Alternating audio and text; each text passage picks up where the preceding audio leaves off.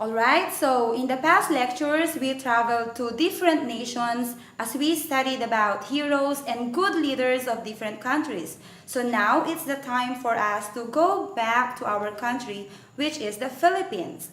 So we Filipinos, we have very good values. We are very happy people. We are known to be one of the happiest people in the world. Tayo yung mga tao na bumabagyo na, nasasalanta na, pero kapag may camera ng report, kumakaway yung mga nasa bubong ng kanilang mga bahay. And we are also known being resilient. Ano ba yung resilient? Tayo mga Pilipino, tayo yung nakaranas ng sakuna, nasunugan, pero pagkalipas ng ilang araw, may bahay ulit. Madali tayong makabangon. At marami pa tayong magandang ugali. Tulad ng, we are very hospitable, we treat our visitors like our family. But today, I would like to ask you 3 questions. Number 1, where are we from? Saan ba tayo talaga galing? Number 2, what are the problems? Ano ba yung problema natin bilang mga Pilipino? And number 3, what is the solution? Ano ang solusyon sa problemang ito?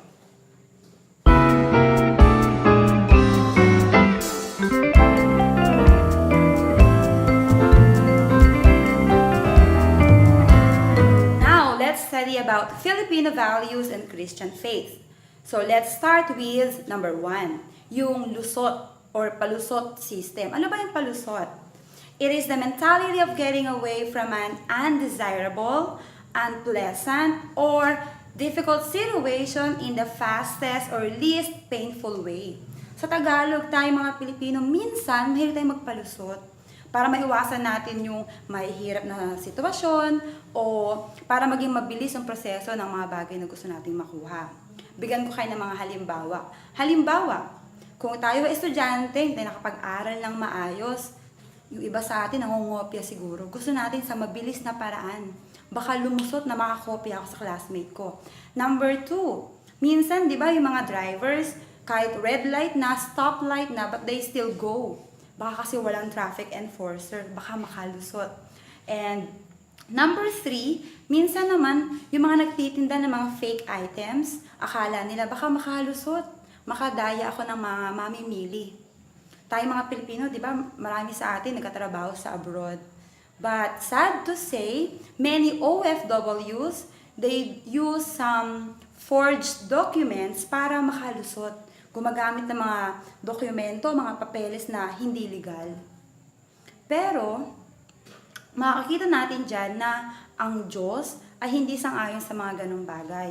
At kahit yung mga nasa Biblia, na ating mga characters in the Bible, they also did palusot sometimes. Sino ba yung mga unang nagpalusot? Mga Pilipino ba? Hindi. Even our first parents, Adam and Eve, they made palusot. Paano nangyari yun? Kung maaalala natin, one day, when God was looking for Adam and Eve, they were hiding. Hinanap sila ng Diyos pagkatapos silang magkasala. Nasaan kayo? Sabi nila, hindi sila sumagot agad, at sinabi nila, nung tinanong sila ng Panginoon, ano nangyari? Adam said, because of the woman. The woman said, Eve said, because of the serpent. Nagsisiyan sila. Akala nila makakalusot sila sa Diyos kapag nagturuan sila sa mga kasalanan nila. Sino pa? Kasama din dyan si Abraham. Abraham is known to be the father of faith. Pero dalawang beses siyang nagpalusot nung sinabi niyang, hindi ko asawa si Sarah, kapatid ko siya. Pero 2 beses din siyang pinakita ng Diyos na nabuko ang kanyang pagpapalusot na ito. What do we feel when we see someone making palusot and become successful? Sometimes we think, ay, mautak siya, maswerte. He is brainy, he is lucky. And sometimes we want to imitate him. We want to follow him. Gusto nating gayahin. Magpalusot din kaya ako katulad niya. But this is a warning to every one of us. A student who is cheating, one day, the teacher will catch him. O yung mga drivers na hindi na nag-follow ng traffic rules, makakatapat din niya ng someone o traffic enforcer na hindi niya makayang lagayan at mahuhuli siya. Even in the Bible, it is written in the Bible that God can see everything that we do. At hindi tayo makakalusot sa ating mga palusot. Hindi lahat happy ending. Siguro familiar kayo sa On the Wings of Love na drama. When James Reid and Nadine Lustre, Clark and Leia, they pretended to be husband and wife just for Leia to get green card. Happy ending, but not always happy ending. Because we know there will be one day na mahuhuli ka o mahuhuli tayo sa ginagawa nating palusot. And it is very important that God is not pleased when we do palusot. Pag tayo ay nagpapalusot sa ating mga nagagawang pagkakamali. And also, we should admire men and women, mga tao, Christians, who sometimes, of course, we commit sins, we commit mistakes. But those people who commit mistakes and admit their faults, and they were not making palusot, we admire them. If we admit our mistakes, that is more admirable than making palusot.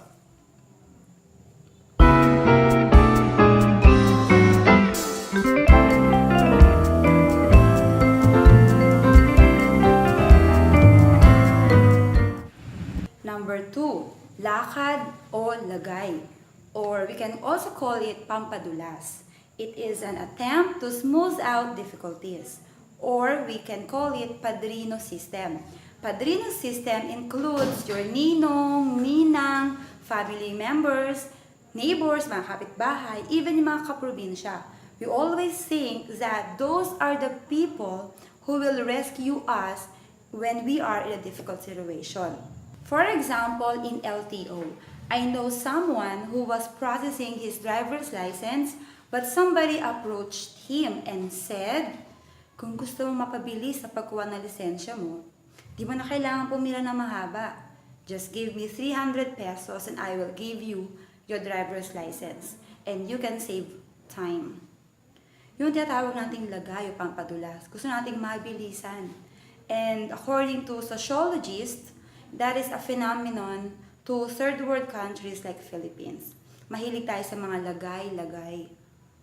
Ang tawag natin dyan ay fixers. Kapag kailangan natin ng mga papers, like government papers, lagi natin makikita doon yung beware of fixers. Kasi nga maraming mga tao, they make it as a business. If they know someone inside the office, the processing of your papers will be fast and easy. And of course, we value our time. And we want to have comfortable life as well. So we will give money na lang, magbabayad na lang tayo kaysa pumila, kaysa maarawan, kaysa mahirapan. Pero, ayaw ng Diyos ang ganitong bagay. Sa Deuteronomy 27:25, it says there that, cursed is the man who accepts bribe. Sumpain ang sino mang nagpapabayad. Sabi ng iba, it is part of our culture. It is part of our culture that we value our family, we value the people that we know. That's why, kapag may nag-apply ng trabaho, if that person knows someone who is like boss, or his parents know the boss, someone he knows the boss, more likely baka matanggap siya sa trabaho. Dahil may kakilala. Yun ang tinatawag natin dyan. May kakilala ka sa loob na pwedeng mag-asikaso para sa'yo. Minsan tawag natin dyan eh, pangkapilang naman. Barya lang naman to, pangkapilang. But we have to think that pangkape na 20 or 50 pesos, 300 pesos to get your driver's license, that is graft and corruption. At ayaw ng Diyos ng bribery according to Deuteronomy 27:25. We sometimes think that it is not bribe. It is only a gift.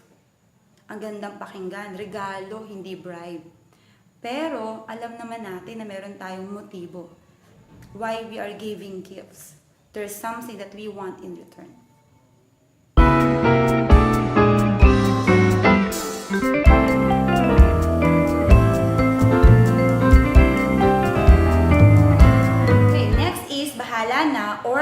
what may. There's a song, it says there, que sera sera, or what will be will be.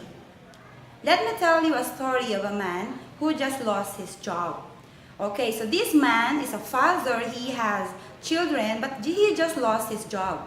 When he was asked, what will you do now? His answer was, bahala na. Bahala na bukas. Kahit walang trabaho, bahala na kung anong mangyayari. You know, Teodoro Agoncillo, a Filipino historian, he says that, Filipino, we use bahala na as accusation to prevent us from being a mental hospital patient. It means that Filipino always say, bahala na, para hindi tayo mabaliw, kakaisip at mapunta sa mental hospital. Let me tell you the difference between bahala na and the Christian concept of God's will. When we say bahala na, as I learned, bahala na comes from the word bathala na o bahala na ang Diyos. Maganda sana yung ibig sabihin. But we use the words bahala na to determine by an impersonal force, may force called by tadhana, fate, destiny, swerte, o kapalaran. Parang whatever happens to me is a work of fate. Tadhana na lang. Unlike our Christian concept of God's will, it refers to God whose will we believe is actually working in our lives. That God sees, hears our prayers and our tears. What does it mean? Bahala na is, hinahayaan mo na lang kung ano yung mangyayari sa'yo. But yung God's will, we have this faith that God is working in our lives. So, what is the application? Our application will be, we Christians cannot easily give up. Hindi dapat tayo basta-basta sumusuko. We should not think that we are hopeless. We are abandoned. Why? Because God, our living God, provides us inner strength and energy to bear the pain. Bahala na is parang sumusuko na eh. Give up ka na. Sign of resignation. Unlike God's will, you know that there's a reason for this setback. When we say setback, it means na may nangyari sa'yo hindi maganda, but you still have faith in God that He is actively working in your life. In that note, you will have high hopes, and our faith will become strong, unlike bahala na sumusuko. Let me tell you a second story of a wife named Pinang, the punching bag. Why punching bag? Because her husband, her good-for-nothing husband, always hit her, beat her, but whenever she was asked, why don't you just leave your husband? She would answer, I don't know. Siguro ito na ang kapalaran ko. Kasi ang buhay, swerte-swerte lang. So she's not doing anything about it. Dahil bahala na. Let me tell you a Bible verse from Philippians chapter 2 verse 12. It says there, work out your salvation with fear and trembling, for God is at work in you both to will and to work for His good pleasure. God called us to exert effort, not just to wait in vain. Ayaw ng Diyos na nag-aantay lang tayo. God wants us to exert effort because God is working within us. Finally, Christian concept of God's will is dynamic and active, at the same time humble, quiet, and listening. It gives hope. God never said, bahala na. But God said, bahala ako sa'yo.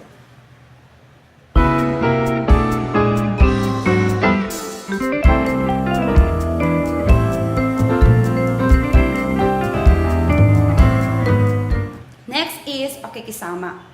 In some Christian circle, the word pakikisama sounds like a bad word.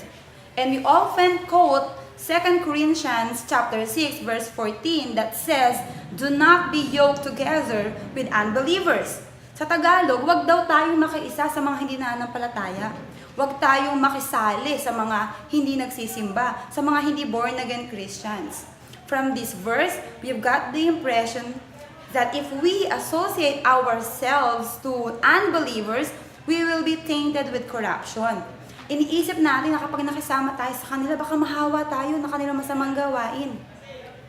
So, we become social outcast. It means para tayong nagiging out of the society. Nagiging mag-isa tayo, OP tayo sa kanila. But we think this is Jesus' way. Jesus wants us to be like this. Jesus wants us to be out from this world. Yet, others would say, how can we evangelize? How can we witness to them if we don't go with them? If we don't pakikisama with them? Pakikisama is rooted in the Filipino value of pakikipagkapwa-tao, bayanihan at damayan. Ang ganda ng pinagmula ng pakikisama. Pero sa ating kultura, a Filipino who is individualistic and too independent is most likely to perceive as ayaw natin ng ganong tao, unlikable fellow. Ayaw natin yung taong mahilig magkontra. You know, we Filipinos, whatever majority likes, we follow. And the person who does not follow the majority, we don't like him. And we call him proud, mayabang, snobbish, suplado, weird, crazy, or nababaliw siya, stumbling block, panggulo, o walang pakikisama. Ayaw natin mga Pilipino na tinatawag na walang pakikisama. Kaya minsan, kahit hindi na maganda, pakikisama pa rin tayo. But, what is the best thing in pakikisama? Because pakikisama, if you do it, it seeks harmony and peace with others.